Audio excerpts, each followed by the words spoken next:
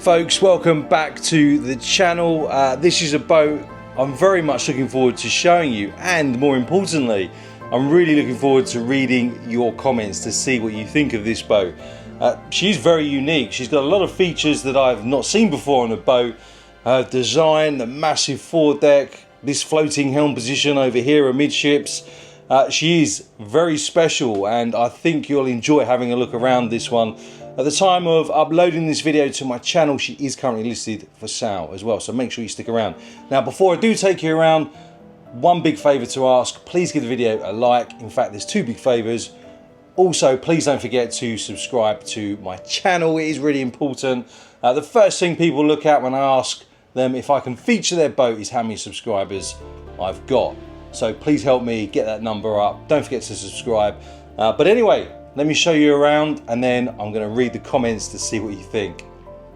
As I walk along the starboard side of the Velder 63, you can see straight away that this is not a typical motor yacht.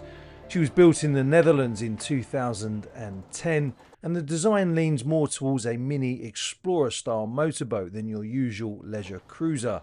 The hull, deck and superstructure are all aluminium, with a round-bilged underwater shape and full-length shear line that stays clean and unbroken from bow to stern.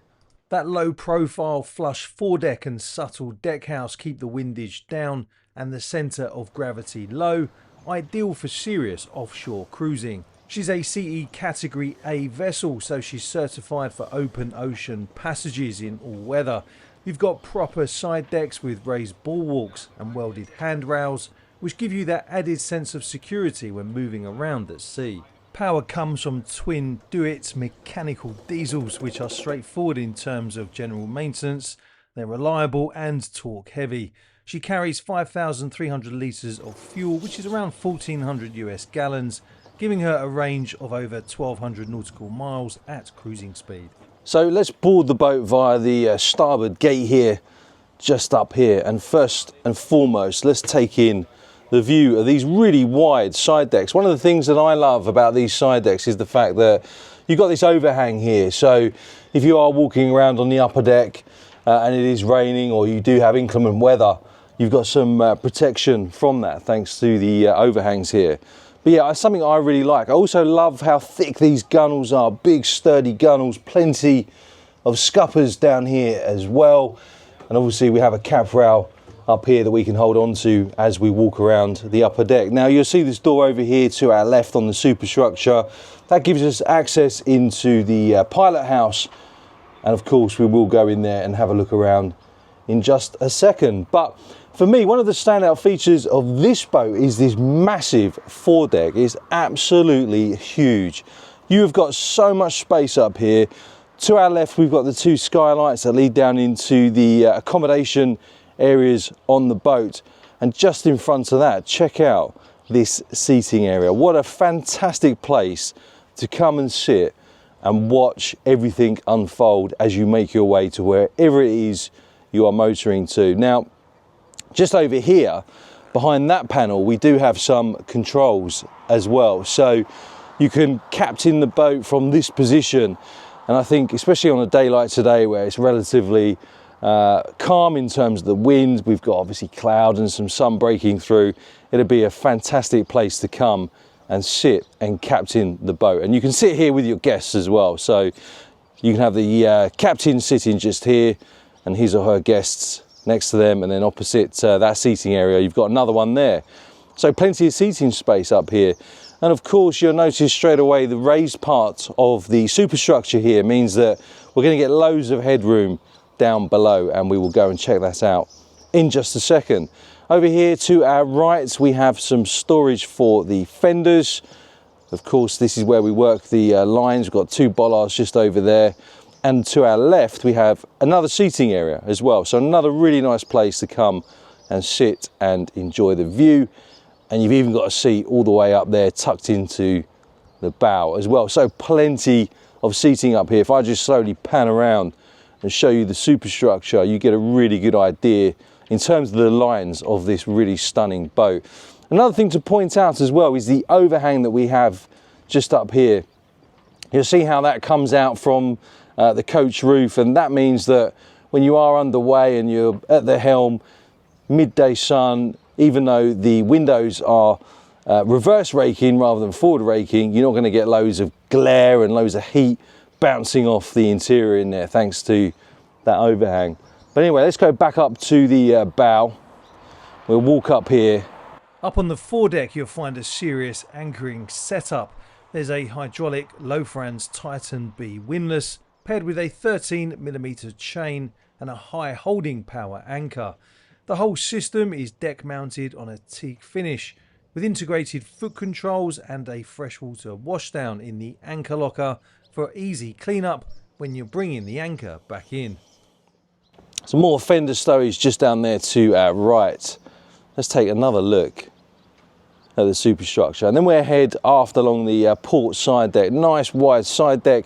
You can quite easily get two people walking up and down here at the same time for when you are working the lines. Again, plenty of scuppers down there and these big, thick, sturdy gunnels. Down there to our right, which is obviously on the port side, we have another boarding gate as well. And over here to our left, you can see we've got the port access into the wheelhouse. To give you a little peek at the saloon in there, all my camera gear down there all set up ready. But check out that helm position. We will have a look at that in closer detail in just a second, but it's very unique. It's almost like a floating helm position there.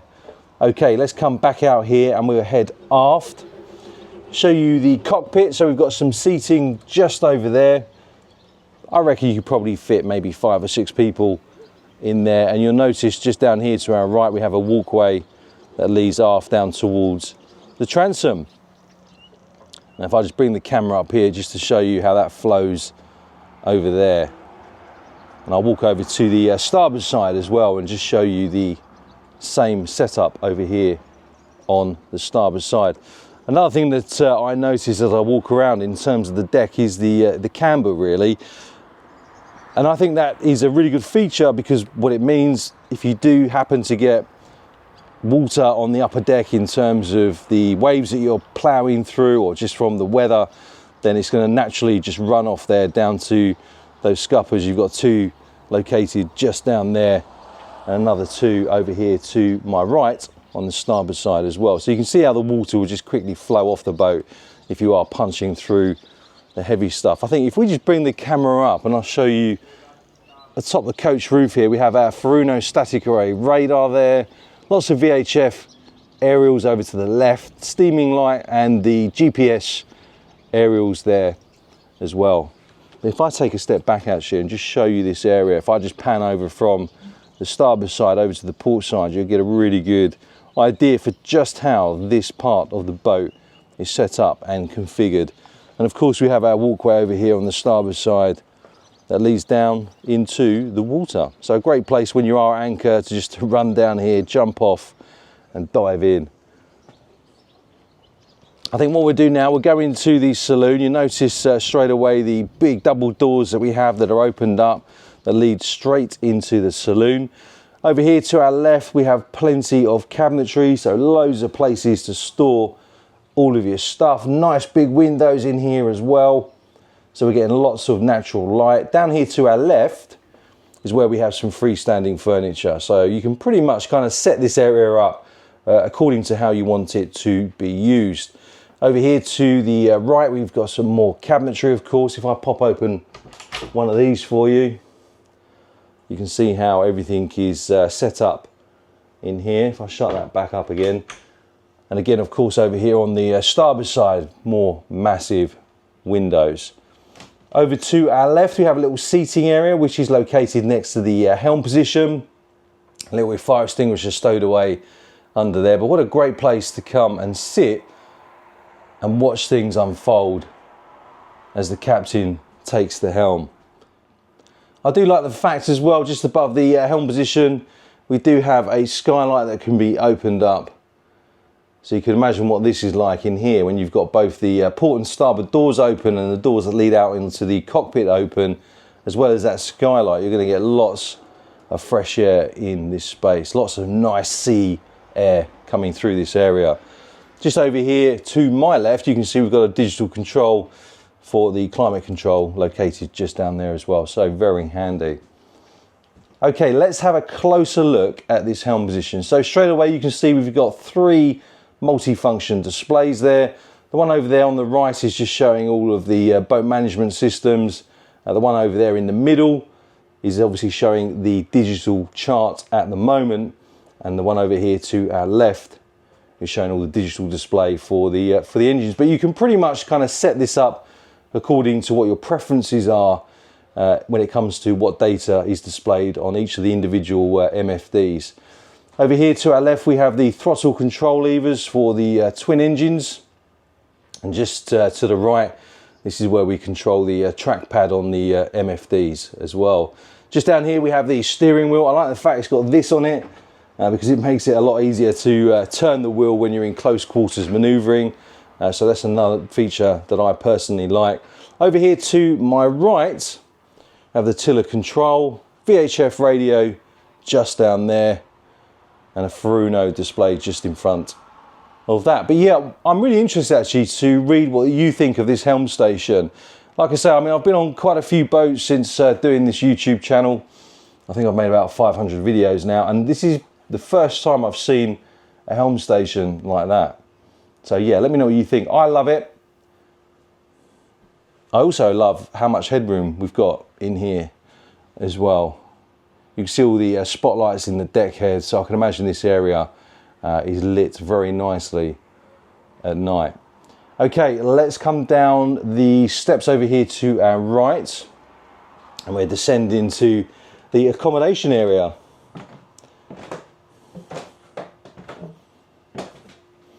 Over here to our left, which is the port side of the boat, we have our galley. Lots of countertop space all around here, with a fiddle that runs all the way around the countertop space as well. Just in front of me we have the 4-burner induction hob, some power points over there to my left, a thermostat as well up there, as well as the digital controls for the air conditioning. I'll open up a couple of these for you. So a freezer just there, and a fridge just down there to my right. And just behind me we have the microwave oven and lots of storage all around there. But yeah, look how much counter space you actually get. I think in terms of a galley of this size on a boat of this size is very, very generous. I like the fact we've got these portholes up here as well, so you can open up these, get some air in here when you are cooking up your meal. You've got your mozzie guards in there as well, so you're not going to get unwanted flying guests coming into this space if you're anchored just a little bit offshore. Big skylight just above me, again that can be opened up as well. Bring the camera back down, you'll see the stainless steel sink located just down here, and again lots of storage for all your crockery and everything else. But yeah, very nice functional galley, and I love the woodwork down here as well. It has been kept in really, really good condition. Opposite the galley over on the starboard side we have a seating area, so we've got an L-shaped seating just down there to my left, and a table just in front of that, freestanding furniture behind, and over here this area is currently being used as a bit of a drink storage area, but you can see more cabinetry, more storage, so plenty of space to bring all of your stuff with you. More portholes just over there to my right, and another one just up there forward as well, and also another skylight just up there that can be opened up. I think what we will do now, we'll go into the forward guest accommodation and then we'll head aft. So the owner's cabin on this boat is located aft, which for me would be my personal preference. Open up this, we have a day head located in here. Again, lots of storage in there. That goes all the way back to that porthole just there. As you would expect, you cannot open that one because it is so far back from the cabinetry. But yeah, it's a really good use of space in here in terms of just how much cabinetry they've managed to fit in here. Let's shut that door. So we take a step down before ascending these 2 steps. And you can see straight away in here we have the twin V-berth cabin. Over here to my right is where we find the shower, decent sized shower in here. You can see the hand-mounted shower just there on that bulkhead. Another porthole, heated towel rail just down there, and the sink over there to my right with some more cabinetry underneath. So you come in the guest cabin, you pass the day head over there on the starboard side, and then you pass the shower and into this cabin.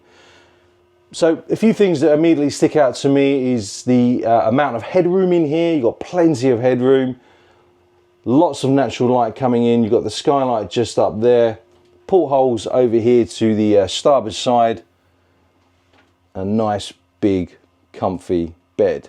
A couple of power points or plug sockets just over there. And underneath each of these two beds, again, we have got plenty of storage, as you can see. Another cupboard just in there. Another couple of plug sockets over there. You can see as well how this area is lit.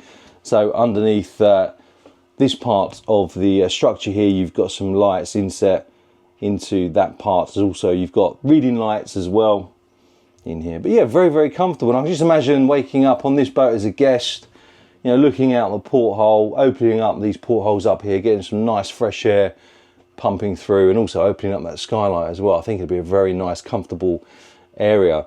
And although there are quite a few portholes, more than what you'd probably find in a similar cabin on a similar boat, you know, you've got what, 3, 6, 7, 8, 9, 10, yeah, 10 portholes. That means that you're getting so much natural light in here.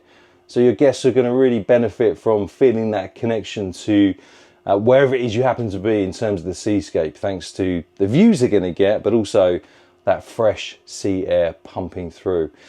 Another thing that I like in terms of the setup in this cabin is this little study area just over here. So you can see we've got a seat just down there, and here is where you can set up your laptop. You've got some more cabinetry, so you've got more storage just underneath that as well.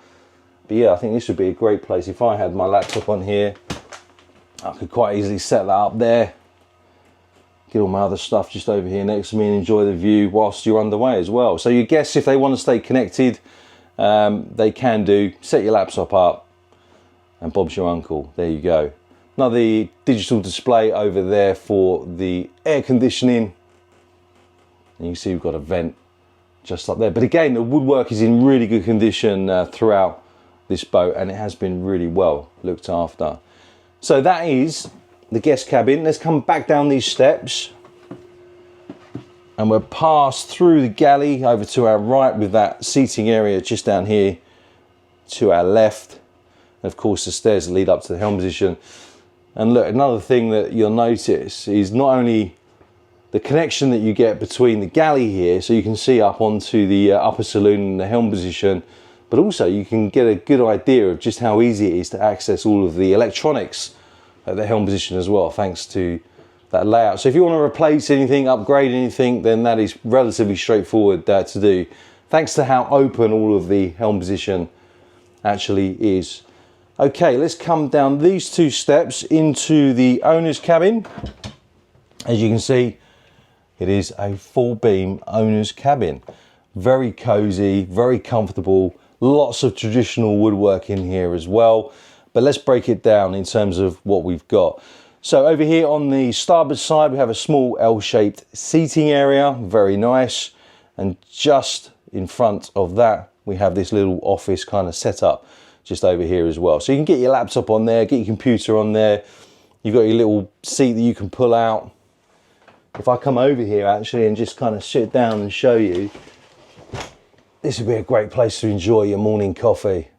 And also it's a great place to just do a slow pan around this master cabin, just so you can see how everything is set up.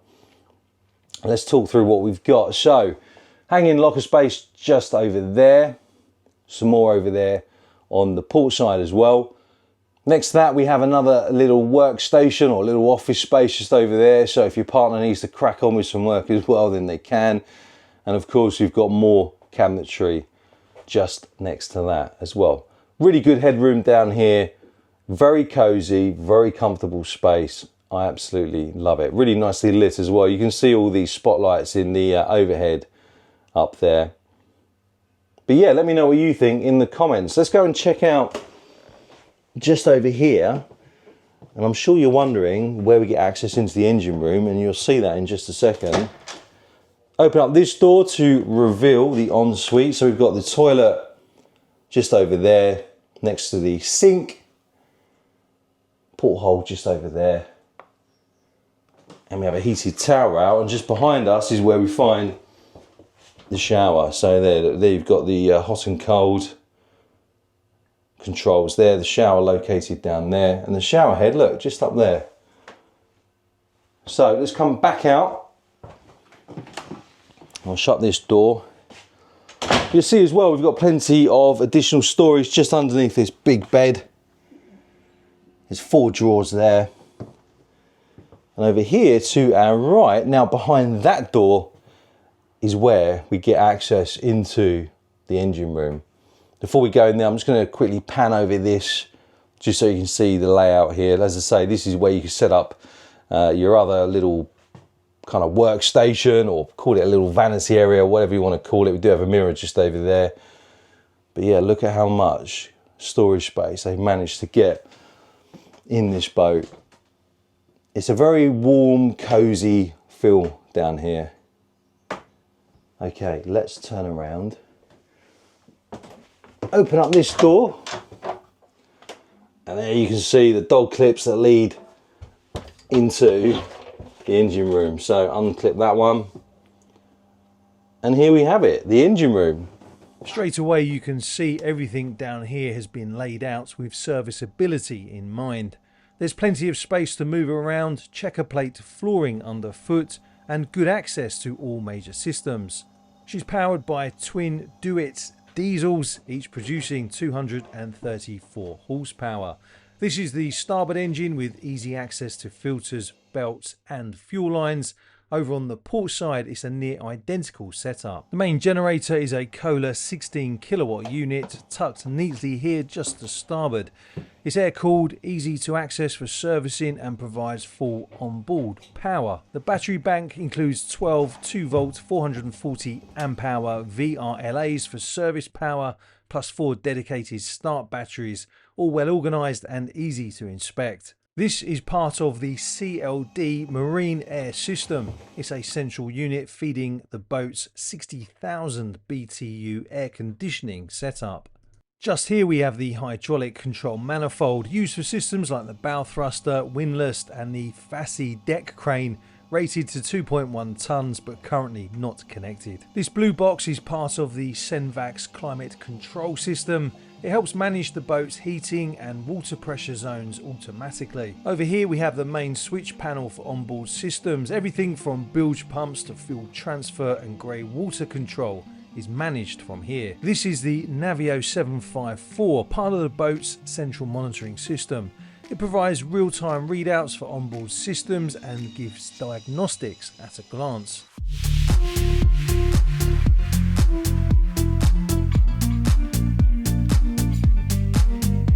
So what do you think of this Velder 63? Let me know down in the comments. I read them all and I'm always keen to hear your thoughts. If you enjoyed the video, give it a like and subscribe if you haven't already. It really helps the channel grow and means I can keep bringing you more boats like this. Big thanks to DeVault Yacht Brokers in Utrecht for letting me come on board, and of course to the owner as well. At the time of filming, she is up for sale, so if you want more info on this boat or any of the others I've featured that are currently available, just head to the link in the description or the one pinned in the comments. Until next time, fair winds and following seas.